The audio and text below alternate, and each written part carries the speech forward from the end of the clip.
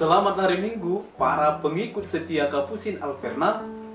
Jumpa kembali dalam program Renungan Mingguan. Hari ini merupakan Minggu Prapaskah yang pertama. Bacaan-bacaan yang diperdengarkan pada Minggu Prapaskah yang pertama ini mengajak kita untuk melakukan pertobatan seraya percaya kepada Injil. Ajakan ini didasarkan oleh perjanjian yang dibuat oleh Allah, yakni seperti yang kita dengarkan dalam bacaan pertama.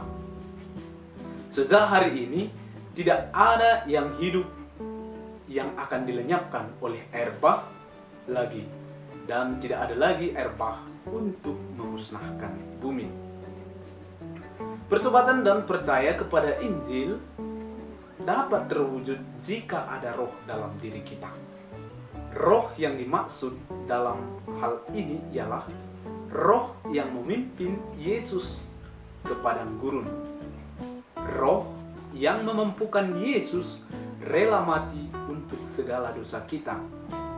Dalam bacaan kedua dikatakan bahwa dalam roh itu Yesus Kristus pergi memberitakan Injil kepada roh-roh yang ada dalam penjara, yaitu kepada roh-roh mereka yang dahulu waktu Nuh tidak taat kepada Allah. Para saudara-saudari yang terkasih, ajakan pertobatan dan percaya kepada Injil diawali dengan adanya roh dalam diri Yesus. Roh memimpin Yesus ke padang gurun, digoda dan dicobai oleh iblis selama 40 hari 40 malam. Dalam Injil Markus tidak dikatakan secara jelas jenis pencobaan yang dihadapi oleh Yesus. Tetapi kalau kita lihat dalam Injil Matius dan Lukas, kita mengetahui bahwa pencobaan yang dihadapi oleh Yesus ada 3 jenis. Yang pertama ialah mengubah batu menjadi roti. Yang kedua ialah menjatuhkan diri dari tempat yang tinggi.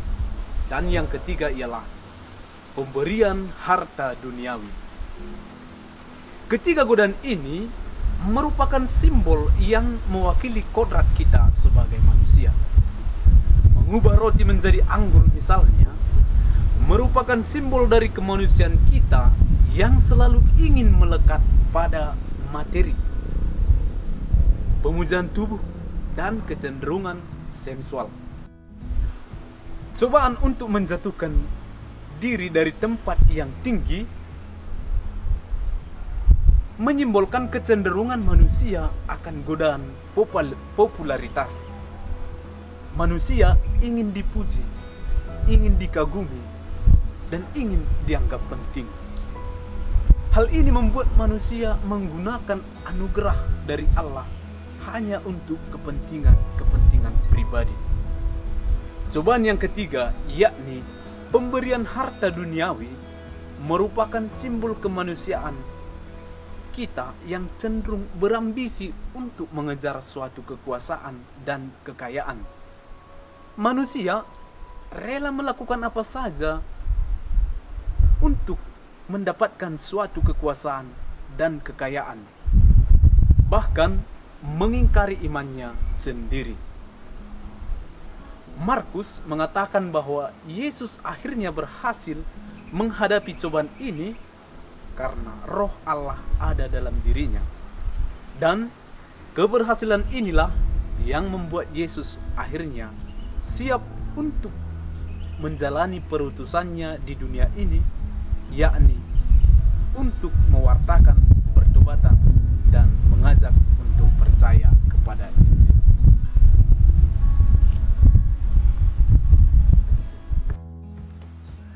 Para saudara dan saudari yang terkasih, ajakan pertobatan dan percaya kepada Injil menuntut suatu tindakan yang nyata.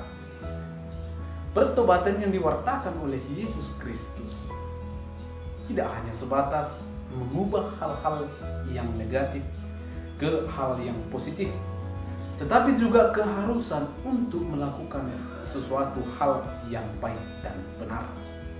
Sama halnya dengan percaya kepada Injil, tidak hanya sebatas mengerti dan memahami siapa itu Yesus Kristus, tetapi lebih dari itu, yakni kita mampu meneladani pribadi Yesus yang termuat dalam Injil. Langkah awal dalam pertobatan dan percaya kepada Injil ialah dengan pembaptisan. Pembaptisan memampukan kita untuk memohonkan roh dari Allah. Pembaptisan memang tidak akan menghilangkan kecenderungan kemanusiaan kita. Tetapi pembaptisan ini berguna untuk memohonkan roh, yakni hati nurani yang baik kepada Allah, untuk dapat menuntun kita melawan segala kecenderungan kemanusiaan kita. Para saudara dan saudari yang terkasih, ajakan pertobatan dan percaya kepada Injil merupakan suatu hal yang mendesak untuk dilakukan. Alasannya ialah karena kerajaan Allah sudah dekat. Kerajaan Allah sudah dekat. Yesus Kristus menggunakan istilah dekat karena tidak ada seorang pun yang tahu kapan kerajaan Allah itu datang. Ungkapan dekat dalam hal ini merupakan suatu tindakan antisipatif atau berjaga-jaga agar pada saat kerajaan Allah itu datang, kita sudah siap. Kakak, udah selesai. Para saudara-saudari yang terkasih, apa yang dapat kita petik dari 3 bacaan yang diperdengarkan pada Minggu Prapaskah yang pertama ini? Yang pertama ialah bahwa meskipun kita orang yang penuh dosa dan mempunyai kecenderungan-kecenderungan untuk melakukan hal-hal yang negatif, Allah tidak akan memusnahkan kita. Allah memberi kita kesempatan untuk membaharui diri, yakni dengan pertobatan dan percaya kepada Injil sebagaimana yang diwartakan oleh Yesus Kristus. Kedua ialah bahwa ajakan pertobatan dan percaya kepada Injil bukan hal yang mudah untuk dilakukan. Kita mempunyai kecenderungan kemanusiaan yang tercermin dalam pencobaan di padang gurun. Sekalipun demikian, kita akan mampu melawannya.